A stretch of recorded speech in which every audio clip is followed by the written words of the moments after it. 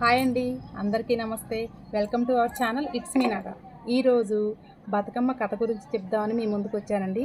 అయితే ఈ బతుకమ్మ కథ చాలా రకాల ప్రాంతాల్లో చాలామంది చాలా రకాలుగా చెప్తారు.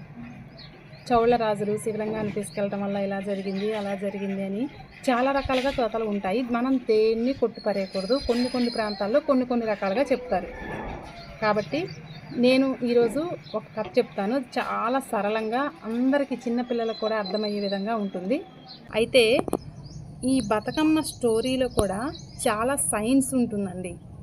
మీరు ప్రతిదీ అబ్జర్వ్ చేయండి. నేను స్టోరీ మధ్యలో కూడా చెప్తాను. ఇది అంతా సైన్స్కి సంబంధించింది. ప్రతిదీ ఏది చెప్పినా కానీ పెద్దవాళ్ళు దానికి ఒక రీజన్ ఉంటుంది. కాబట్టి ఈ కథలోకి వెళ్ళిపోదాం. స్టోరీ స్టార్ట్ చేస్తాను. ఇంకా మన ఛానల్ సబ్స్క్రైబ్ చేసుకుని వాళ్ళు ఎవరైనా ఉంటే సబ్స్క్రైబ్ చేసుకుంటే ఇలా బతుకమ్మ స్టోరీస్, మంగళహారతులు ఇలాంటివి ఏవైనా చెప్పుకోవచ్చు. ఇలాంటి ఎన్నో ఇంట్రెస్టింగ్ మ్యాటర్స్ మీకు దొరుకుతాయి. కాబట్టి ముందుగా మన ఛానల్ సబ్స్క్రైబ్ చేసుకోండి. అనగనగా ఒక రాజు. ఆ రాజుకి 7 కొడుకులు, ఒక కూతురు.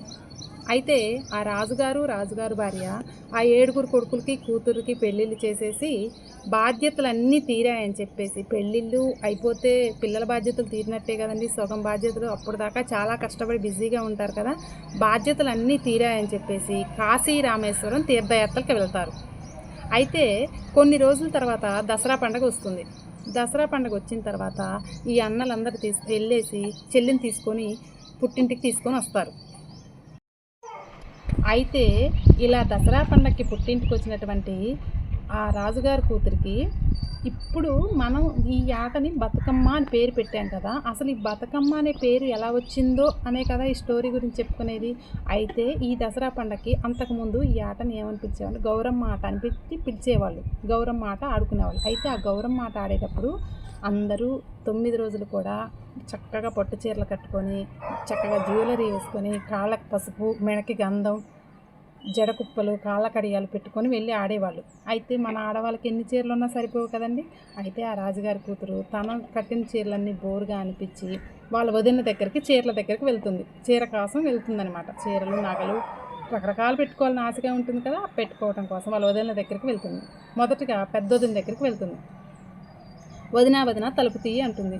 అమ్మ, నేను రావటానికి వీలు పడదు, మీ అన్నయ్యకి అన్నం వడ్డిస్తున్నాను అంటుంది. రెండో వదిన దగ్గరికి వెళ్తుంది. వదిన తలుపు తీయి అంటుంది.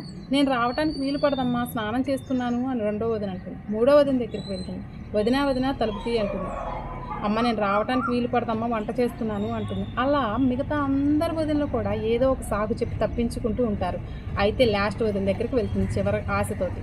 చివరి వదిన వచ్చి తలుపు తీస్తుంది. ఏంటమ్మా ఇలా వచ్చావంటే, వదిన గౌరమ్మ ఆట ఆడుకోవాలనుకుంటున్నా వదిన, నీ పట్టు చీర, రవిక, జడకుప్పుల, కాళ్ళకడియాలు ఇస్తే ఆడుకొని తీసుకొస్తా వదిన అంటే, అమ్మో అదేం భాగ్యం అమ్మ, తీసుకెళ్ళు, నా చేతులు బాగలేదు కానీ అక్కడ వంకకి ట్రంక్ పెట్టి ఉంటుంది, ఆ ట్రంక్ బాక్స్లో ఉంటాయి, తీసుకొని వెళ్ళమ్మా అంటే అతను వచ్చి తీసుకొని వెళ్తుంది. వెళ్తూ ఉండగా అక్కడ దాకా వెళ్ళిన తర్వాత, అమ్మ ఒక్క మాట, తీసుకెళ్ళావు, పట్టు చీరకి పసుపు అంటుకోకూడదు, రవికకి గంధం అంటకూడదు, కాళ్ళ కడియాలు, జడకుప్పలు సుట్లు పోకూడదు అని అంటుంది. అదేంటోదినా, చాలా జాగ్రత్తగా తీసుకొస్తాను అని చెప్తుంది. మాట ఇచ్చినంత సులువు కాదమ్మా, అవి కనుక పాడైపోతే మాత్రం నీ రక్తం తెచ్చి నా నుదుటిని పెట్టుకుంటాను అని. అదేంటోదినా, ఈ వస్తువుల కోసం అంత మాట అంటావు అని అంటుంది. అంటే, అంతేనమ్మా, నా వస్తువులు నాకు అంత గట్టి, నేను ఇచ్చాను కదా, నేను ఎలా ఇచ్చానో అలాగే తీసుకురా అంటుంది. సరే వదిన, జాగ్రత్తగా తీసుకొస్తానని చెప్పేసి మాట ఇచ్చి తీసుకెళ్తే ఆ గౌరమ్మ ఆటేటప్పుడు 9 రోజులు కూడా కాళ్ళకి పసుపు రాసుకోదు, మెడకి గంధం పూసుకోదు, దస్తీ బిస్తీ గీయదు, చెమ్మచక్కలాడదు, వెళ్ళామా వచ్చామా అన్నట్లుగా వస్తుంది. ఎందుకు, తన వదిన వస్తువులు ఆగమైపోతాయని చెప్పేసి. అయితే 9వ రోజు మాత్రం అందరు అమ్మలక్కలు చూసి, ఇదేంటమ్మా, మనం ఆడే దేనికి, గౌరమ్మ ఆట ఆడేటప్పుడు మన సౌభాగ్యం కోసం, పసుపు కుంకుమల కోసం కదా, కాళ్ళకి పసుపు రాసుకొని రావాలి, మెడకి గంధం పూసుకోవాలి, దస్తీ బిస్తీ ఆడాలి, చెమ్మచక్కలు గీయాలి, అలా చేస్తేనే ఈ ఆట కంప్లీట్ అయినట్టు, అప్పుడే మనకు సౌభాగ్యం దొరుకుతుంది, లేకపోతే గాడిద కడుపును పుడతారు అని చెప్తారు అమ్మలక్కలు. తనకు చాలా భయం వేసి ఇంటికి వెళ్ళేసి కాళ్ళకి పసుపు రాసుకొని వస్తుంది, మెడకి గంధం పూసుకుంటుంది, దస్తీ బిస్తీగిస్తుంది, చెమ్మచక్కలు ఆడుతుంది. ఆడిన తర్వాత దసరా పండుగ కంప్లీట్ అయిపోతుంది. దసరా పండుగ కంప్లీట్ అయిన తర్వాత ఈ వస్తువులన్నీ తీసుకెళ్ళి వాళ్ళ వదిన దగ్గరికి ఇస్తుందన్నమాట. ఇస్తే వదిన ఇదిగో నీ వస్తువులు అని చెప్తే, అమ్మ చేతులు బాగాలేదు, అక్కడ పెట్టేసి నేను తర్వాత సర్దేసుకుంటాను అంటుంది. తను అక్కడ పెట్టి వెళ్ళిపోయిన తర్వాత వదిన లేచి ఆ వస్తువులన్నీ సర్దుకుందామని చెప్తే పట్టు చీరకు పసుపండి ఉంటుంది, రవికి గంధం అంటి ఉంటుంది, జడకుప్పలు కాళ్ళ కడియాలు నొక్కులు పోయి ఉంటాయి. అబ్బా, నేను అనుకున్నంత పని అయిందే. తనకి ఇన్ని జాగ్రత్తలు చెప్పి పంపించాను కదా, అయినా కానీ నా మాట అంటే లెక్క లేకుండా ఇలా చేసిందని చెప్పేసి ఆ పట్టు చీర చించేసి జడకుప్పుల కాళ్ళ కడియాలు విసిరేసి నలకొట్టేసి యువతల పడేసి బోరుని ఏడుస్తూ కూర్చుంటుంది. భర్త బజార్ నుంచి వచ్చి ఏంటి భోజనం పెట్టానంటే నాకు బాగా తలనొప్పిగా ఉంది, నేను వంట చేయలేదు, నేను తినను, నీకు పెట్టనని చెప్తుంది. అదేంటి అలా అంటావు, సరే డాక్టర్ దగ్గరికి వెళ్దాం పదా అంటే, ఇది డాక్టర్తో తగ్గే తలనొప్పి కాదు, మీ చెల్లెలు రక్తం తెచ్చి నా నుదుటిని పెడితేనే తగ్గుతుంది అంటుంది. ఇదేంటి నీ తలనొప్పికి మా చెల్లెల రక్తం తేవటం ఏంటి అని అంటే, అదంతే మీ చెల్లెల రక్తం తేవాల్సిందే, నేను ఇట్లా చెప్తే ఇట్లా చేసిందని చెప్పేసి ఆ బోరున ఏడుస్తూ ఉంటుంది. భార్య పోరు పడలేక సరే తెస్తా అని చెప్పేసి బయటికి వెళ్ళి ఎలా మాయ చేయాలా అని ఆలోచిస్తూ కాకుల దూరాన్ని కారడివి, చీమల దూరాన్ని చిట్టడికి వెళ్ళి కాకి రక్తం తీసుకొచ్చి నూకను పెడతారు.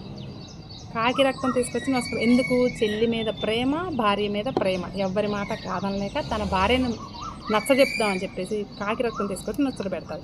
ఈ భార్య లేచి నల్లగా ఇళ్ళకి తెల్లగా ముక్కలు పెట్టి కట్ల కడవ తీసుకొని మెట్ల బావికి నీళ్ళకి వెళ్తుంది. అప్పుడు అందరు అమ్మలక్కలు ఇదేంటి కలవారి కోడలు కాకి రక్తం ఉదటిని పెట్టుకొని వచ్చిందే అంటారు. అప్పుడు ఓహో నా భర్త కాకి రక్తం తీసుకొచ్చాడా అని చెప్పేసి కుండ తీసుకెళ్తారు కదా, అక్కడ పడేసి ఇంటికి వెళ్ళేసి మళ్ళీ బోర్ను ఏడుస్తూ కూర్చుంటుంది. మళ్ళీ భర్త బజార్ నుంచి వచ్చి ఏంటి తలనొప్పి తగ్గలేదా అంటే, ఎలా తగ్గుతుంది, నేను మీ చెల్లెల రక్తం తెమ్మన్నాను కదా, మీరు కాకి రక్తం తీసుకొచ్చి పెడితే ఎలా తగ్గుతుంది అంటే, సరే ఈసారి ఖచ్చితంగా తీసుకొస్తానని చెప్పేసి కాకుల దూరం కారడివి, చీమల దూరం చెట్టడికి వెళ్ళి ఈసారి గద్ద రక్తం తీసుకొని వస్తాడు. ఈసారన్నా నా భార్యని చీట్ చేయాలి, మా చెల్లెలు చంపటం ఎలాగా ఏందని చెప్పేసి గద్ద రక్తం తీసుకొని వచ్చి భార్య నొసటం పెడతారు. భార్య లేచి కట్ల కడవ తీసుకొని మెట్ల బావికి నీళ్ళకి వెళ్తుంది. అక్కడ అందరు అమ్మలక్కలు ఇదేంటి కలవారి కోడలు నేను కాకి రక్తం పెట్టుకొని వచ్చింది, వాడు గద్ద రక్తం పెట్టుకొని వచ్చిందే అంటారు. ఓహో నా భర్త ఈసారి గద్ద రక్తం తీసుకొచ్చాడా అని చెప్పేసి బిందె అక్కడ పగలవేసి ఇంటికి వెళ్ళి మంచం బోర్లా వేసి తలకి వాసన కట్టుకొని, వాసన అంటే ఒక తడి క్లాత్ ఇలా కట్టుకొని బోరున ఏడుస్తూ కూర్చుంటుంది. అయితే మళ్ళీ భర్త బజార్ నుంచి వచ్చి ఏంటి తలనొప్పి తగ్గలేదా అంటే, ఎలా తగ్గుతుంది, నాకు మీ చెల్లెల రక్తం తెమ్మన్నారు కదా, గద్ద రక్తం తీసుకొచ్చాడు, సస్సే మీరు ఎన్ని రక్తాలు తెచ్చినా నాకు మీ చెల్లెల రక్తం తేవాల్సిందే అని పట్టుబడుతుంది. అప్పుడు ఈసారి తప్పదు అని బాగా డిసైడ్ అయిపోయి చెల్లెల్ని అత్తగారింటి దగ్గర దించేసి వస్తా అని చెప్పేసి కొంచెం నువ్వులు మూట కట్టుకొని కొంచెం చద్దన్నం మూట కట్టుకొని చెల్లిని తీసుకొని వెళ్తూ ఉంటాడు. మార్గం మధ్యలో చెల్లెలకు బాగా ఆకలిస్తుంది. ఇవాళంటే అన్ని వెహికల్స్ ఉన్నాయి కాబట్టి ఒక్క పూటలో 1 గంటలో వెళ్ళొస్తున్నామండి. ఆ రోజుల్లో ఎలాంటి వెహికల్స్ లేవు కాబట్టి చాలా టైం పట్టేది. అందుకని మార్గం మధ్యలో చెల్లికి ఆకలి వేస్తే మధ్యలో ఆపేసి ఇద్దరు అన్నం తింటారు. చెల్లి కొంచెం రెస్ట్ తీసుకొని వెళ్దామన్నా మగతగా ఉంది, నిద్ర వస్తుందని చెప్పేస్తే చెల్లిని అక్కడ పండుకోబెట్టి తను ఇందాక నువ్వులు మూట కట్టుకొచ్చానని చెప్పారు కదా, ఆ నువ్వులు తీసుకొచ్చి తలలో పోసి కుక్కితే ఏమైతే నువ్వులను ఇలా ప్రెస్ చేస్తే ఏమొస్తుంది, ఆయిల్ వస్తుంది కదా, ఆ నువ్వుల నూనె తలలో దిగితే ఒక మగత లాంటిది మత్తు లాంటిది వస్తుందన్నమాట. ఆ మత్తుకి రాజుగారి కూతురు గాఢ నిద్రలోకి పోతుంది. ఇదే ఛాన్స్ అనుకొని భార్య చెప్పిన మాట మనసులో పెట్టుకొని చెట్టుపైకి వెళ్ళి సూది విసిరేస్తాడు. చనిపోదు. సూది విసిరేస్తే ఎవరైనా చనిపోతారండి, కానీ చెల్లెల్ని పెంచుకున్న గారాభం గుర్తొచ్చి చెల్లి మీద ప్రేమ గుర్తొచ్చేసి సూది విసిరేస్తాడు, చనిపోదు. దబ్బనం విసిరేస్తాడు, చనిపోదు. చివరికి కత్తి ఇలా విసిరేస్తాడు. ఆ కత్తి పోటుకి చెల్లి అమాంతంగా చనిపోతుంది. అయితే చెల్లి ఇలా చనిపోయింది ఏందని ఆడవాడు టెన్షన్ ఉంటుంది. భార్య చెప్పిన మాట గుర్తొస్తుంది. ఒక డొప్ప తీసుకొని భార్య ఆ చెల్లెల రక్తాన్ని భార్య దగ్గరికి చెల్లెలను ఆ రక్తాన్ని తీసుకొని వెళ్ళగానే ఆ రక్తం నొసటిని పెట్టుకొని కట్ల తీసుకొని మెల్లట బావికి నీళ్ళకి వెళ్తుంది. అక్కడ అందరు అమ్మలక్కలు కలవారి కోడలు మొన్న కాకి రక్తం పెట్టుకొని వచ్చింది, నేను గద్ద రక్తం పెట్టుకొని వచ్చింది, ఇవాళ మనిషి రక్తం పెట్టుకొని వచ్చిందే అంటారు. అప్పుడు కడవ నిండా నీళ్లు తీసుకొని వెళ్ళి ఇంటికి వెళ్ళి నల్లగా ఇళ్ళకి తెల్లగా ముగ్గులు పెట్టి అబ్బా నేను అనుకున్నది జరిగింది, నేను ఏదైతే అనుకున్నానో అది సాధించేసా అని చెప్పేసి పంచపక్ష పరవన్నాలు వండుకొని హాయిగా తిని పండుకుంటుంది.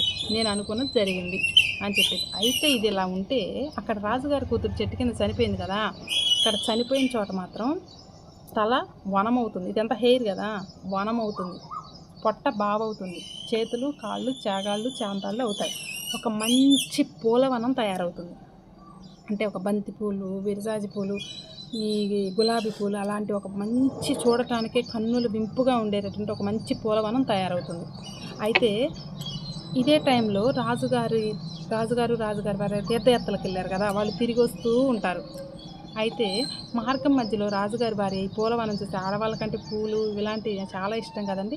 ఆ పూలవనం దగ్గర ఆగి, ఏమండి మన అమ్మాయికి పూలంటే చాలా ఇష్టం, పూలు కోసుకొని వెళ్దామని చెప్పేసి అని చెప్తుంది రాజుగారికి. అప్పుడు రాజుగారు సరే తీసుకొని వెళ్దాం కదా పద అని చెప్పేసి ఆ వనం దగ్గరికి వెళ్ళిన తర్వాత రాజుగారి భార్య కోద్దామని పూల మీద ఇలా చెయ్యి వేయగానే, ముట్టకు ముట్టకు ఓ తల్లి ముడితే నీ చెయ్యి కందేను, అంటకు అంటకు ఓ తల్లి అంటితే నీ చెయ్యి కందేను అని చెప్పేసి పూలు పాట పాడుతూ ఉంటాయి. ఇదేంటి పూలు పాట పాడుతున్నాయి విచిత్రంగా అని చెప్పేసి రాజుగారిని పిలిచి చూపిస్తుంది. రాజుగారు కూడా పూలు పాట పాడటం ఏంటి అంటే, చూడండి ఒకసారి అని చెప్పేసి పూలు మీరు కోయండి అని చెప్పి అలా పూల మీద చేయి వేయగానే, ముట్టకు ముట్టకు ఓ తండ్రి ముడితే నీ చెయ్యి కందేను, అంటకు అంటకు ఓ తండ్రి అంటితే నీ చెయ్యి కందేను అని పాట పాడుతూ ఉంటాయి. ఇదేంటి విచిత్రంగా పాటలు పాడుతున్నాయని చెప్పేసి ఇంటికి వెళ్ళేసి గారు కొడుకుల్ని కోడల్ని అందరినీ తీసుకొని వస్తారు. అందరూ ఇలాగే పట్టుకొని చూస్తే, ఏ కొడుకు పట్టుకున్నా కానీ ముట్టకు ముట్టకు ఓ అన్నా ముడితే నీ చెయ్యి కందేను, అంటకు అంటకు ఓ అన్నా అంటితే నీ చెయ్యి కందేను అని పాట పాడుతూ ఉంటుంది. అయితే లాస్ట్కి చంపిన అన్న ఉంటాడు కదా, ఆ అన్న కొంచెం తడబడుతూ ఉంటాడు. ఆ అన్న వచ్చి ఇలా పట్టుకోగానే, ముట్టకు ముట్టకు ఓ అన్నా ముడితే నీ చెయ్యి కందేను, అంటకు అంటకు ఓ అన్నా అంటితే నీ చెయ్యి కందేను, సూదిపోటు చొరచొర, దబ్బనం పోటు దడదడ, కత్తిపోటు కరకర, మాయదారి వదని చెప్తే దోషకారి అన్న వచ్చి నన్ను చంపేశావు కదన్నా, నేనేం పాపం చేశానన్నా, నా మీద పెంచుకున్న ప్రేమంతా ఎటుపోయిందన్నా అని బోరున ఏడుస్తుంటుంది. అదేంటి పువ్వు ఇలా ఏడుస్తుందని చెప్తే తర్వాత ఇదేం విచిత్రం, ఇలా ఏడుస్తుంది ఏంటి పువ్వు, ఏం జరిగింది ఏంది అని అంటే, ఆ వదిన కూడా వచ్చి పట్టుకోగానే, ముట్టకు ముట్టకు ఓ వదిన ముడితే నీ చేయి కందేను, అంటకు అంటకు ఓ వదిన అంటితే నీ చేయి కందేను, ఏంటి వదిన ఇలా చేశావు, ఇంత చిన్న తప్పుకి అంత పెద్ద శిక్ష వేసావు అని చెప్పేసి బోరున ఏడుస్తుంటుంది. అప్పుడు అక్కడ ఉన్నటువంటి రాజుగారి భార్య మిగతా వాళ్ళందరికీ కూడా విషయం అర్థమయ్యి అన్నీ విచారిస్తారు. ఇలా జరిగిందా మేము లేని సమయంలో అని చెప్పేసి విచారించి ఒకటే బోరుని ఏడుస్తూ ఉంటారు. పార్వతీ పరమేశ్వరులకి తపస్సు చేస్తూ బోరుని ఏడుస్తూ ఉంటే పార్వతీ పరమేశ్వరులు ప్రత్యక్షమయ్యి, ఏంటమ్మా ఏం జరిగింది ఇలా ఏడుస్తుందంటే, స్వామి నీకు తెలియనిది ఏముంది, మాకొక్కగానొక్క గారాల కూతురు, అందరి మధ్యలో ఒక్క గారాల కూతురు, నీ దయ వల్లే పుట్టింది, తనని ఎన్నో నోములు వస్తే కానీ పుట్టింది కదా, తనకి ఇలాంటి అర్థాంతరంగా చావేంటి స్వామి, ఏదో తెలిసి తెలియ చేసిన తప్పుకి ఇంత పెద్ద శిక్ష ఇచ్చావా నువ్వు, శివుడి ఆజ్ఞ లేనిదే చీమైనా కుట్టదు కదా, నీకు తెలియకుండానే ఇంత కథ నడిచిందా స్వామి అని అంటే, అసలు మా కూతురు చేసిన తప్పేంటి స్వామి, ఇంత అర్ధాంతరంగా తీసుకెళ్ళావు అని శివుడిని ప్రశ్నిస్తారు రాజుగారి భార్య.